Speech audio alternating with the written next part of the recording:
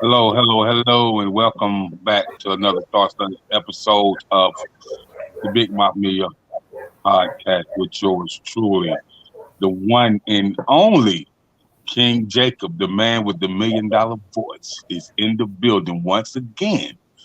And tonight, I have a special guest all the way from the West Side, as Yeah. they say, all the way from home of E40, home of Too Short, and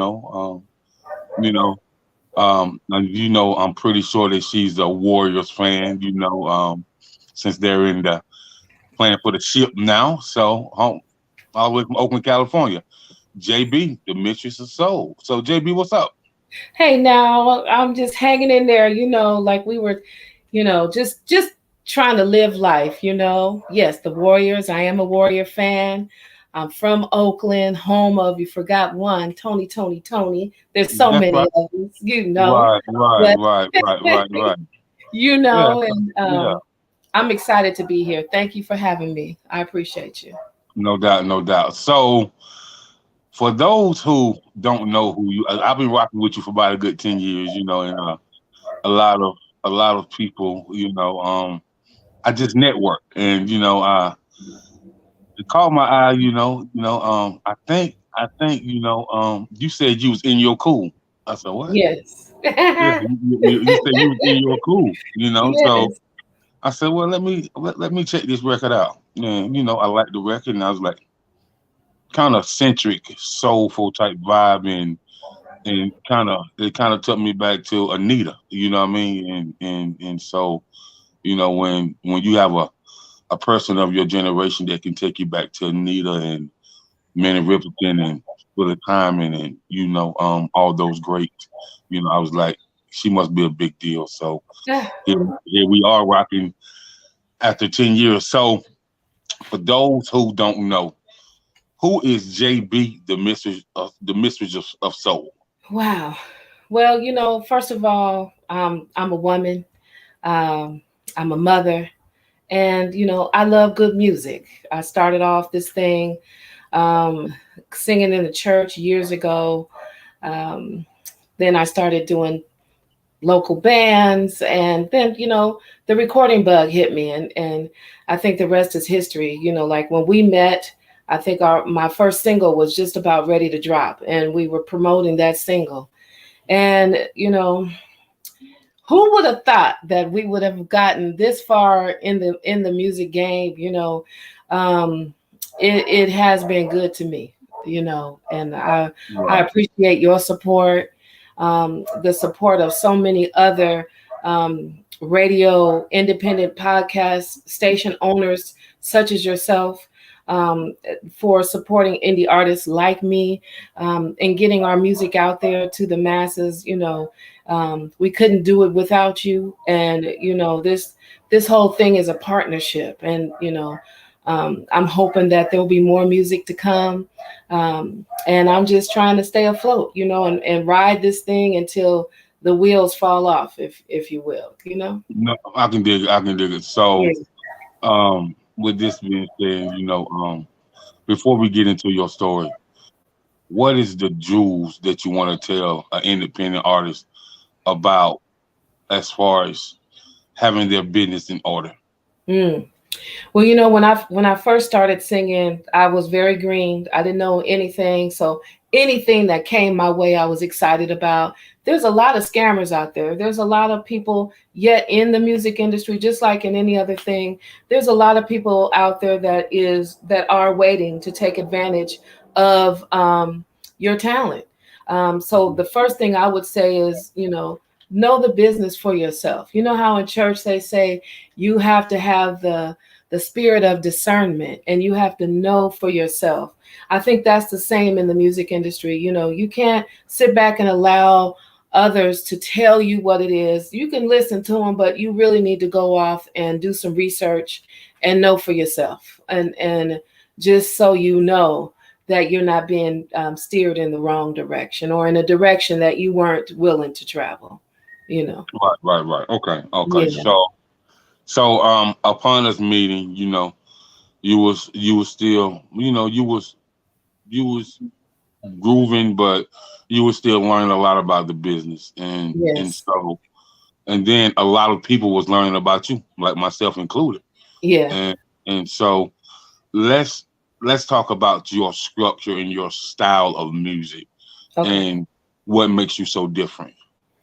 Well, I think the one thing is that I don't try to sound like someone else. There's a lot of artists that I listen to. I love music, and but I wouldn't say that I'm the next da da da or I sound like so and so, because I think that I have my own sound. But it's a little of this and a little of that, but it's definitely R&B, and it's a little neo soul in there as well.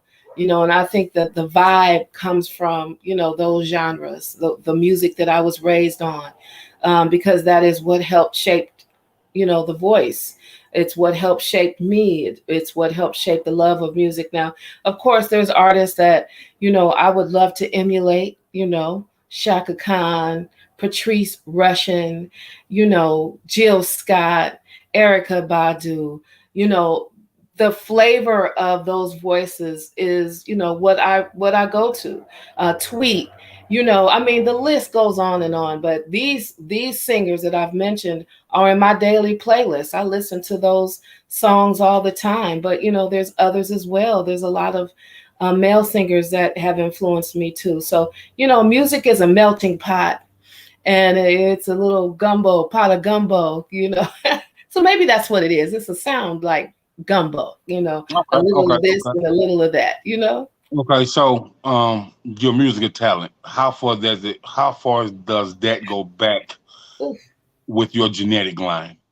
Well, it goes back to church, and I started, singing in my home church and in the youth choirs, traveling with the state choirs and whatnot, and that's basically where it started. Now, the one thing I can say is I was blessed to have a mother that loved all types of music. So, if you can imagine a living room with from one wall to the other full of albums, two rows of that with R&B, jazz, country western, uh, classical. And so, at any given time, of course, gospel, we were exposed to all those types of genres of music.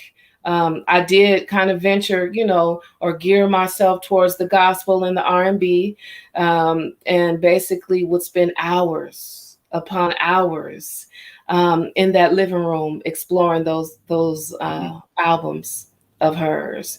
And that, I think, that mixed with the choir is where I found my love of music.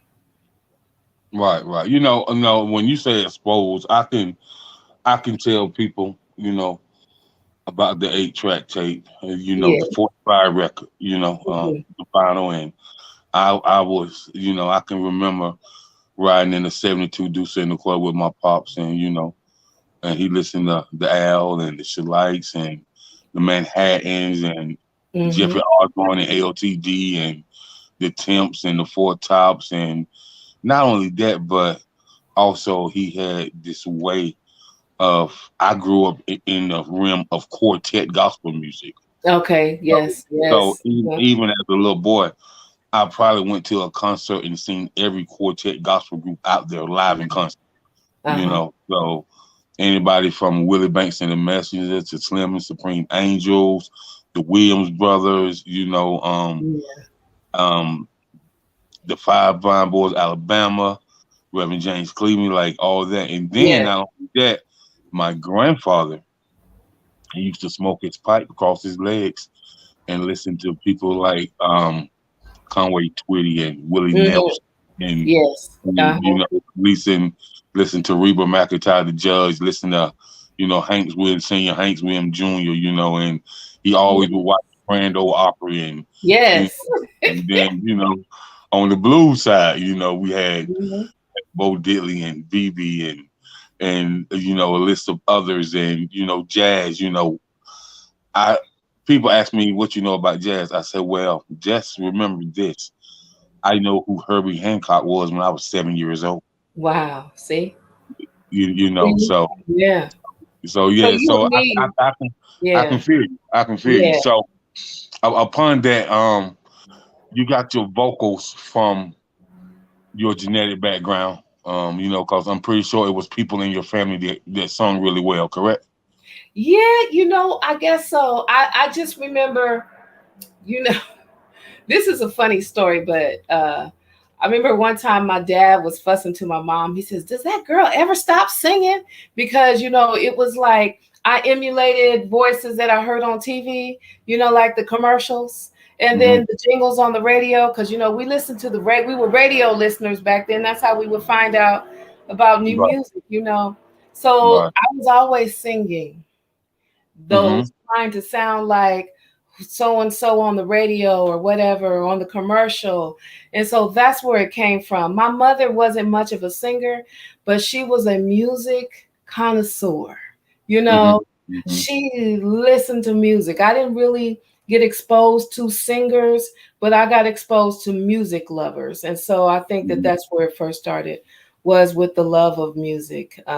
There's so many stories. You know how you think of memories of your childhood.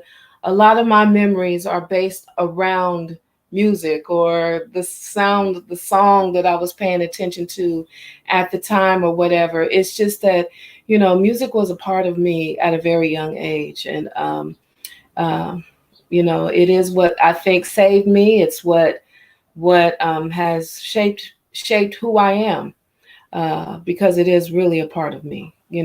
Right, and you're right, and I can say music probably got black folks drinking Pepsi because when you hear Ray Charles say you got the right one, baby, Yes. you know Yes. like so it's been all through jingles, Hmm. just like people just don't realize Tyrese never sent music to a record deal. He did a jingle for Coca Cola, Right. and the rest is Right. history. Yeah, I The rest is remember history. that commercial Yeah, too. I and remember how that. he got their gig is through his modeling agency. Hmm. Because what people fail to realize, he was a model first, traveled Yeah. all around the world. Right. You know what I mean? Yeah. So and then they find he can sing. So hey, they There you have it. audition for Coca Cola. The rest is history. Yeah, there So you have it. yeah, yeah. So and those jingles really get you paid. And upon you singing and knowing you had this gift, when was the first time? I know you sung in church, but the first time that your parents know that you had, like, my baby girl is got the it factor. One time, I ended up auditioning to record this song that was a world, like a genre of world music. And I recorded it and I played it for my mom. I didn't like it. I wasn't, it was my first time, in the studio or whatever. My mom said, Jayna, people are going to hear you sing all around the world. And, moms are, to mom, every child is talented and can sing or do something, hula hoop, jump rope, whatever. So when she said that, I kind of took that with a grain of salt. And then the very first time that I actually had a gig where I was actually performing on stage at a show that people actually bought tickets to, so I was a professional then. She came to that show, and she just, I remember just looking at her, and she just was so prideful. And I think at that moment I was like, okay, I think I could do this. Right. And because I think that, when I first started performing and doing shows and locally, I just did it because I love to sing. I didn't really, wasn't really concerned about being paid. I didn't really know too much about performers' rights or none of that.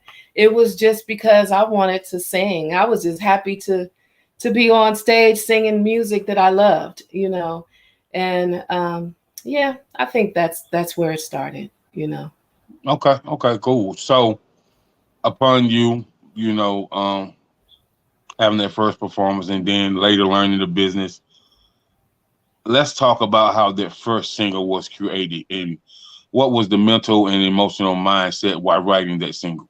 Okay.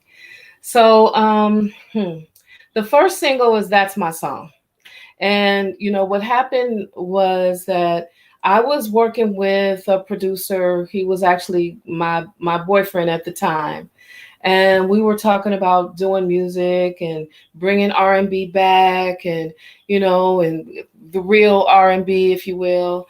And so he had this beat. One day we were eating lunch on the Berkeley waterfront, and he said, I got this beat. This is it. This is the song. So he played the beat for me, and I really couldn't get the idea. And so, we were looking. So it was funny because we were in the car. Neither one of us had a pen. And he was like, I got the hook. I got the hook. And so we were like scrambling in the car to find a pen. We found a purple crayon. Mm-hmm. A purple crayon. And I think he's just started writing on the back of a bill or something. And he, came up with the bit with that, the group, the hook of That's My Song. And it was like, wow, okay. And so throughout the rest of our lunch, he came up with it, and we just were vibing back and forth. So he basically came up with the concept of the song, and we were just vibing back and forth that day. And lo and behold, the birth of That's My Song on purple crayon. Wow, So, wow. yeah, Okay, interesting. So you never know where you may be or where the concept could hit you at, no matter where you at. yeah. If you have it in your head, you definitely got to write it down. Right. And I Mm. think it was one of those moments where, you know, as we were vibing together or whatever, it was one of those moments where we just couldn't let get away. Sometimes you're in a moment, you're talking about, oh yeah, that would be great if you write a song about this, or but you never really record it or write it down, and you forget about it and walk away.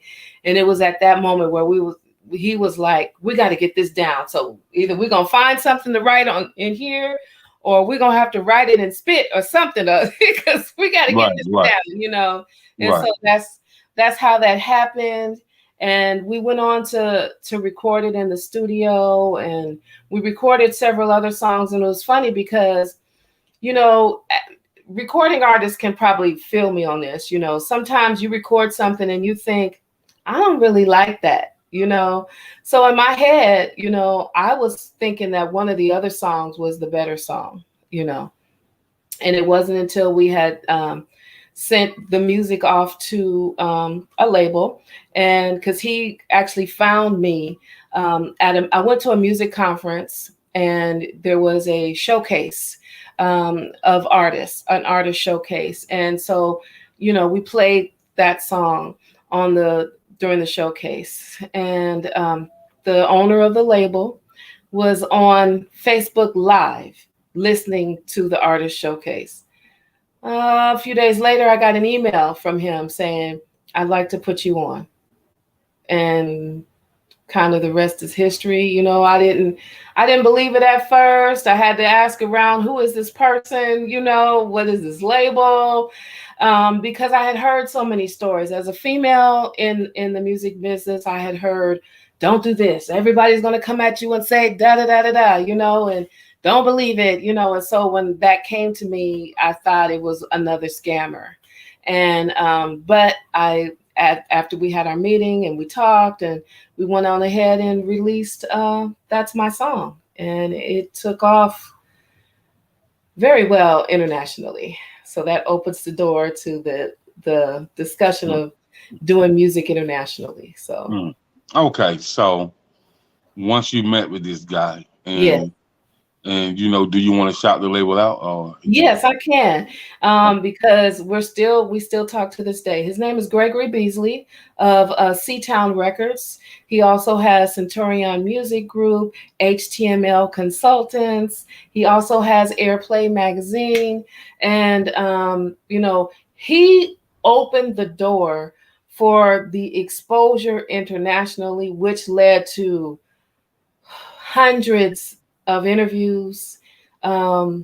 Radio play, uh, magazine articles. I mean, the list just goes on and on. Awards. Mm-hmm. It just was a crazy, exciting time, you know.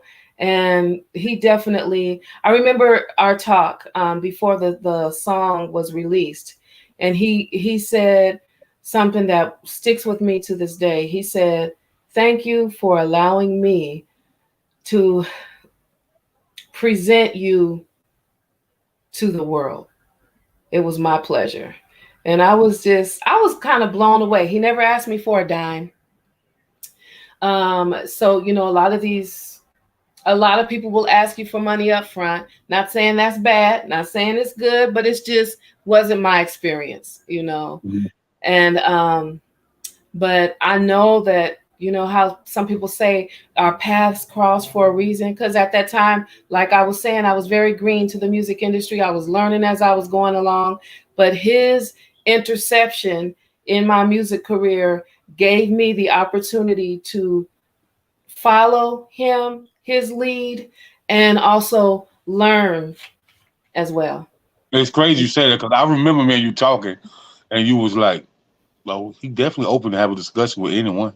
Yeah. And he's like he like whether it's now or whether it's you was like whether it's now or whether it's 10 years from now. Uh-huh. If you want to talk business and the way you network, like he would definitely be open. So, and I remember you telling me about him, and I remember you telling me about the label, and you know I remember you being ecstatically happy, Yes. just so happy, like you. I can tell you was grinning from ear to ear Yes. when we was on the phone conversation, and this has been years ago.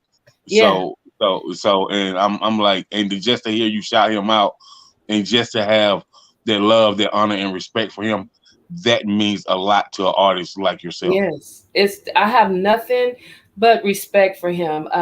And I think that all of the artists that I have led his way or have looked at my story and went that route probably have the same experiences with him, if not, you know, better. But the one thing I can say about that is that he was a lawyer, an entertainment lawyer first, before he set off to assist indie artists in, you know, in their plight.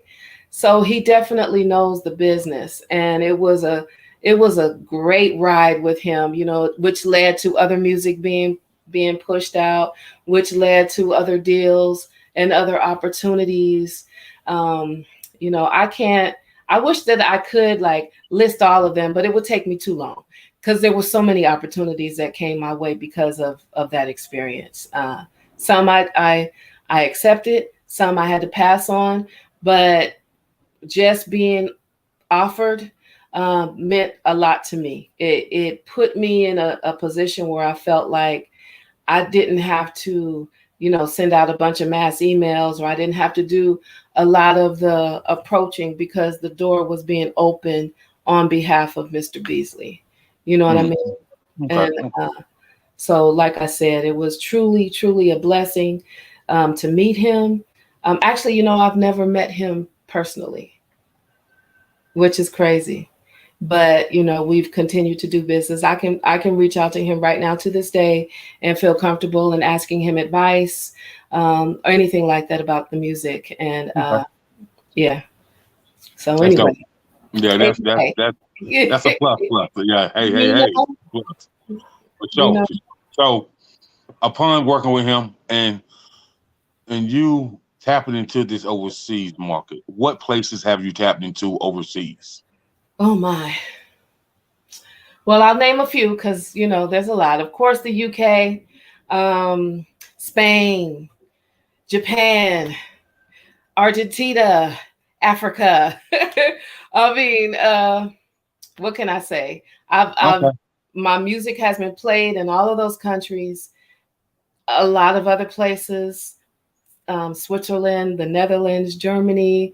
Um, and it's exciting. You know, the one thing is like, you know, I may not know the language, but you know, hearing my name pronounced in those different languages was exciting. I think, you know, one of the biggest accolades that I Mhm. received was within the first year of releasing That's My Song, I got nominated for an award. Uh, it was uh, it was a New Artist Award for in the UK, and it was, man, when I won that award, I was like, oh my goodness, baby girl has arrived, and I just felt like So the hold up, back up, Jay. Back up, Jay. And I read this in your bio, so yes, you know, cause you pretty much we pretty much tap in from time to time, and you pretty let me know what's going on with you and stuff like that. yes. And so did you win an award overseas first before you won one in the States? No, I won, like, before I released the single. I had won some awards, the Bay Area Black Music Awards. I've won a few of those, Okay. and so I had already, been exposed to that kind of thing. And but after releasing my single internationally, then I won that award in the UK, and it was Best Newcomer, and it meant the world to me as an artist, because here I am, this girl on stateside, and they were embracing my music like that. It just crazy. There were, and there still are, DJs over there that DM me all the time, just asking me, when are you releasing new music? You got new music coming? You get new music? We want new music from you. We want this new music. And after we won the award, Beasley and I decided that it's probably time for us to release another single. But this time he exposed me to house music, and we released a single that was basically for that part of the So world. hold on, Jay. So the next single was exposing you to house, techno, and EDM DJs. Yes, it's called Dance All Night, and I listened to it today, so yes, I was like, this got the house, the electronic, the yes, techno, the remix that I can see, like, cause when I lived in the Florida Miami area, I used to deal with the EDM DJs, and uh-huh, I used to deal with some house DJs out in St. Petersburg, Florida, and so people don't know, if you are R&B artist or hip hop artist and a house DJ mhm. or EDM DJ remix your music, that's a whole nother level. Yes, and that is what happened. Like with the release of the first single, That's My Song. I don't know how many remixes are out there. It's quite a few. And I've discovered new ones. Like, sometimes I'll just Google search my name and some new remixes will pop up, But so there was a remix that was done by a very well-known producer. I don't know if I should drop names, but and I think the result of that remix, because it was a house mix, the result of that mix of That's My Song pushed me into the house direction with Dance All Night. And Okay. man, it just, I can't express to you enough that I think that as an indie artist releasing music, sometimes we get jaded in thinking that um, independent radio shows or podcasts might not get us in the direction that we need to go. But you know that saying, you never know who's listening or you never know who's watching. So I said yes to every request to interview, every request to record jingles, to record drops. I said yes. There was one day when I went into the studio and recorded over 40 drops for various different international independent radio stations. And I did that because I wanted to show my love to them in support for playing the music. So every station that played my song, even if they only played it once, I recorded a personalized drop for them.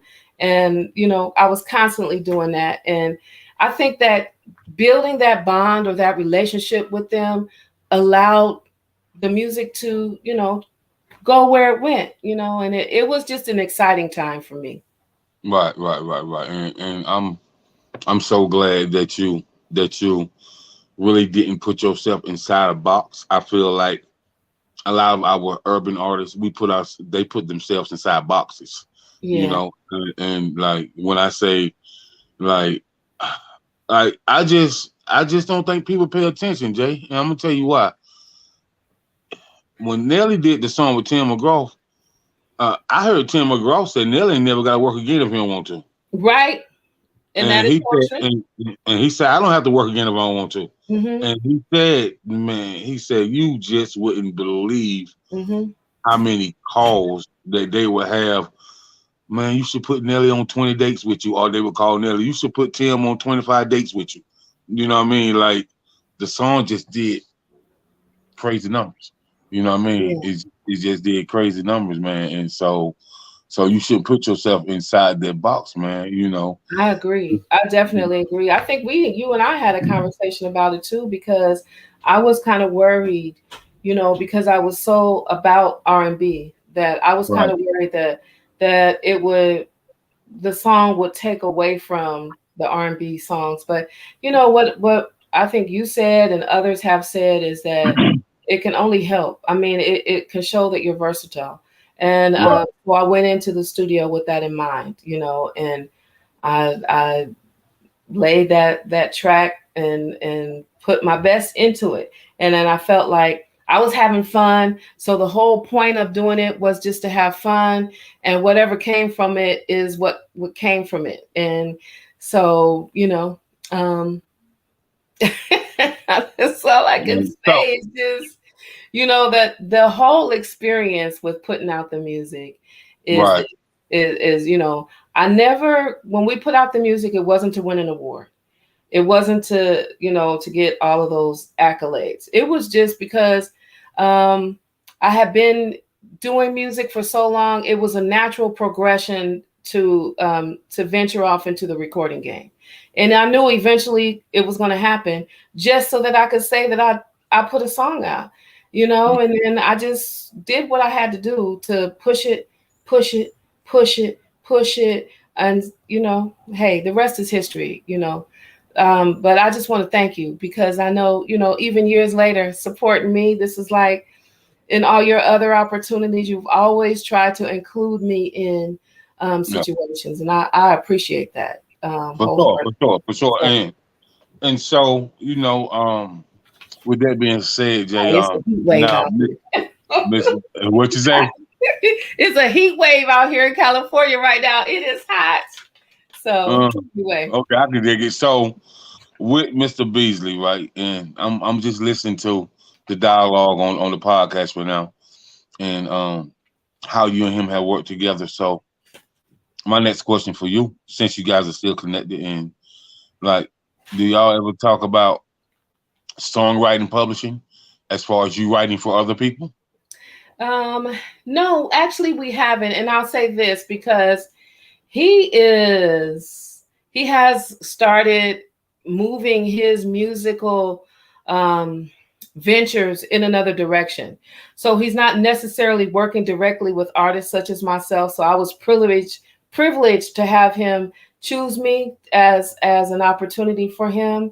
But he has a magazine, and he has a radio station, and he's doing big things with his radio and the magazine. And so although he's welcome, and I've like run ideas, various different opportunities that have come my way, I seek out advice from him, but he's not doing the same thing as he was years ago with me as an artist or Okay. similar artist. So, you know, I got the opportunity to have his undivided attention at that time, and it was a blessing for me to gain all of that experience from him and knowledge. But he has kind of ventured off and is doing other things now.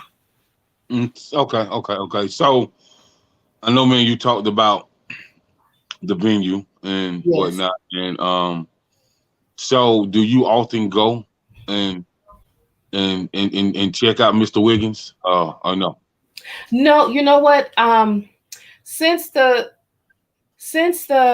sorry, my daughter keeps messing with me. Since the pandemic, I haven't been out much. I think I've had one gig since then, but I know what that's all about. So, I haven't really done much of that. I've been blessed not to have to do a lot of shows or whatnot. That's not what I've been doing. So I don't I really know, go because out. you actually get paid off your music now, so Yes, I so do. so so you can, me and you talked about that, Yes. like Jay, you gotta start getting paid off this music, man. Like she was like, Jacob. I was like, listen, man, The money is not it's not the point. But I was yes, like, you gotta get paid off your music, man. You got yeah, that voice got to bring you some of that, some of that fettuccine in, and yeah. now you are there. So, are you doing music full time yet? I don't know. So the cool thing about where I'm at right now is that I can be two different people, if you will. So I could be Jayna, mom and employee at my job, do my regular thing. But then I have this music that's flourishing internationally, as an artist, that it's just there. It's like mailbox money. So, I put it out there in the atmosphere. We promote it, and we let it do its thing. So I've been blessed with another opportunity, with another label that has re-released my entire catalog internationally, and I'm just, um, how You do you just collecting checks. I know. Yeah, living say it. off the fruits? you Just, know, just say it for the people who sitting on the back of the pew in the church. You know what I yes, mean? it's Yeah, it's a yeah. possibility. It's definitely possible. And I'm not saying I'm rich, but the thing is, I can take my royalty checks and go and, take my kids out or buy something for them or put it back into recording, whatever my choice is. But there are funds available to do that now. Whereas when I was first starting out, I wasn't sure if I was going to make anything, because Yeah, I remember. I was depending on, I had a different frame of mind back then, and I think a lot of artists, when we first start out, we have this great song. It's our baby. We love it so much. And we just think if we just put it out there in the world, that the people are just going to find it and listen to it. Well, you know, that's really not how it goes. And, you really got to push it and promote it and do, know what to do with the song and have a plan, with what you're going to do with the song before you actually release it, you Right. know. And that's going back to a whole nother discussion. But, you know, it, finally, after all these years, yes, I am starting to receive royalty checks, That's good. um, That's good. for That's for good. those songs, the streams. But not only that, there's a couple deals like with Music on Hold.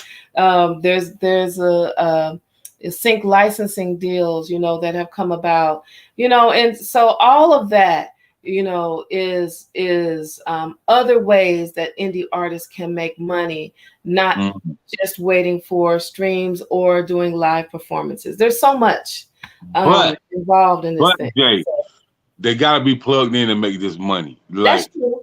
Mr. Beasley plugged in, and you was plugged in with him, and Yes. so it's now like a chain reaction. You know what I mean? Yeah. And so, which is a great thing, and that is definitely a blessing. It's definitely a blessing on top of a blessing. So Yes. so I can dig it. And Yeah. so, with that being said, I just got to ask this question about another song. Um, Listen, man, you said that you in your cool, in my cool. Yes. So when you was writing that song, what was what was the dialogue in your mind and how people would perceive that song when you tell them that you in your cool? You know what I mean? So what does that song mean to you, and how did you give it off to fans so they can understand that it's okay to be in your cool? It's all right. Well, that song, once again, Kenneth Christian at the time came up with the concept. He basically was frustrated. Okay, so we had this game plan in the beginning of how many songs we were going to get recorded and Mm-hmm. for this album that we were planning to do. But I was a full-time employee, full-time mom. I had other responsibilities other than music, and music oftentimes was on the back burner. And so he was mad at the fact that here I am. I committed to doing this. I have these projects, and I have these little bits of projects that are here. We need to go back and fix the verse on this. We need to go back and fix the hook on that, or that didn't quite sound right. I think we need to do that over. So it was all of this, but nothing was coming into fruition. And so In My Cool is basically a song about me. It's basically, the lyrics is just about what I was living at the time.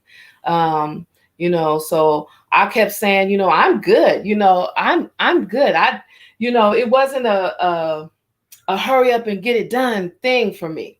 You know what I mean? So I was in my cool with it because, I had all these other things that were my responsibility. I had a band at the time. I was, singing in front of my own band, which we were doing cover songs and traveling around the Bay Area doing that. So it was like, I got this going, I got that going, I got this, and I got to find some time to record these songs. So basically that's where the lyrics to that song came from, was him just getting frustrated with me because I was cool with it. And he was like, you said we were going to get this done in this minute of time and we're running out of time. And so there you have it. In My Cool. In My Cool, man. Yes. Such a chill song. Such a just laid back, wavy, groovy type, chilling in the cigar lounge, drinking some cognac, with a big Cuban, and that's another thing about your music. Your music, it vibes well with cigar lounges. Like it does, man. It does, man. Yeah. It vibes well, with the cigar robe on and the Dob hat and the nice stiff cognac with the Cuban, so it vibes well. You know what I mean? And a lot of people don't have that vibe. Yeah. You know what I mean? And then, are you interested in becoming a brand ambassador for a wine? I'm definitely interested in any opportunities that come my way. Because I've gone in so many, I've taken this thing from recording music and branched off and done so many things with it. And the possibilities are endless. And that's the message that should go out to all indie artists out there. The possibilities with your music are endless. Like opportunities like being a brand ambassador, opportunities like hearing snippets of your song on the BET Awards, which happened to me, hearing your songs on hold when you're calling a company and they play music on hold. And every time your song is played that way, you get royalties from that. But opening up your mind to those possibilities is how you get the mailbox money. Right. So the answer would be, I'm always interested, Right. And that just let me know again why you in your cool. For sure. For sure. You know what I'm talking about? Like, for sure.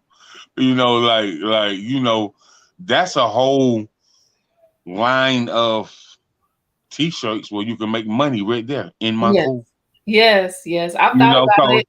Trust me, I trademarked my stage name, which was something that, when the name was given to me years ago, the gentleman that came up with it, he said, you better go and trademark that because it's going to make you some money, down the line.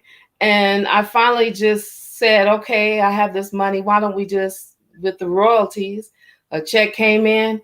I said, let me just go ahead and get this trademark right here. Mistress of Soul. Mistress of Soul. It's a Yeah. registered trademark with the U.S. Patent Trademark Office. You know. That's what's up, man. That's what's up, man.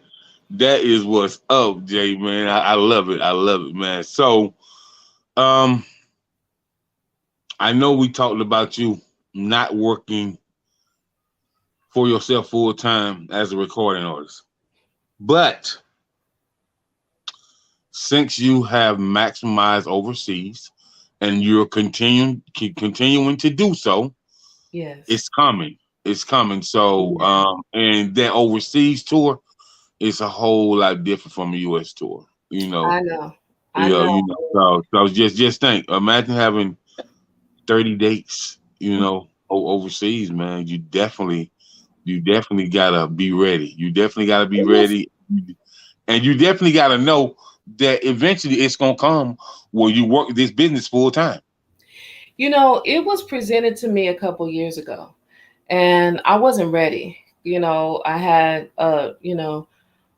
the hardest part is, as a mom, deciding to, when it's time to venture off and take that leap. And I think that, now that my kids are older, they're not, in elementary school anymore, and I can open myself up to other possibilities. And I'm seeing that down the line, these things are coming along, even for me today, and it's just a matter of saying yes, because there's so many opportunities out there. Like, I struggle sometimes with, which ones to choose from, which should I do this, like even when the opportunity came last year to re-release the songs, so actually this year, um, so when that opportunity came, I took a whole like 3 weeks and talked to people, got advice. Should I really do this? Is this something that is smart for me to do? Re-releasing my whole catalog. And but the craziest thing is, the label, when they brought the opportunity to me, they said, I'll tell you what, we'll release it, no cost to you. If in 1 year's time, if you're not making more money than you're making now, we'll tear up the contract.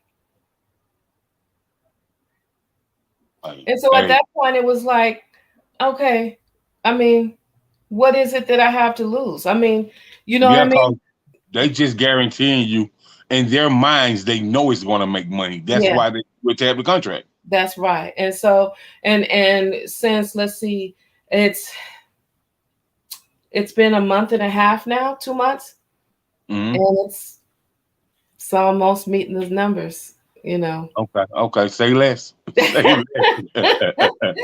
It's Say less. almost meet the numbers, and I'm like, wow, I guess they were right. So, I guess I'm saying all this, I'm just giving you little tidbits of what I've been doing, not to brag, but to share that, any indie artist that's out there, and when you're doing your music and you're considering options for yourself, the biggest thing I think is you have to decide what it is that you want to do as an artist. And where do you want to see your music, without all the glitz and glam, without all of the stuff that popular artists want you to believe that makes a successful artist. The end of the line is, you know, if you can see a return on your investment Hmm. in yourself, then it's successful, right? Even if you've put in $50, and in a year's time or 2 years' time, you can see that money being returned to you, because, as we know, streams don't pay that much. So if you're depending on just your streams, is something that you're really going to have to work hard at envisioning another opportunity for yourself, Right. Right. Right. Right. Okay. and but if you can see a return on your investment, then you've already won. You've Yeah. already won. And so that's where my head is at. No big dreams of this and that, but every opportunity that's come, even if I accept it or not, is a blessing and an opportunity for me to say, to take control of my career and allow it to lead me in the direction of where we planned on doing it. Man, Right. I I just can't tell you, how exciting I get every time there's an opportunity in my inbox, or something, a letter comes in the mail or whatever, and just to be offered an opportunity is the win. Whether I accept it or not is like the cherry on top, you know. Right, Um, right, right, right. but just to have your name mentioned in circles or whatnot is the win to me, you know. Coming That's from where right. I came from, you know. Right, right, right, Jay. So that's what's up, man. And Jay, I just want to say, man, I'm super proud of you, and I just want to see you keep going. And I'm always a phone call away, email away, and we're gonna rock it till the wheels fall off, man. So for all the people who need to get in contact with you and want to keep up with you and want updates and they want to know what you got going on, what can they find you at, or what can they reach you at? At Jayna Sings Too.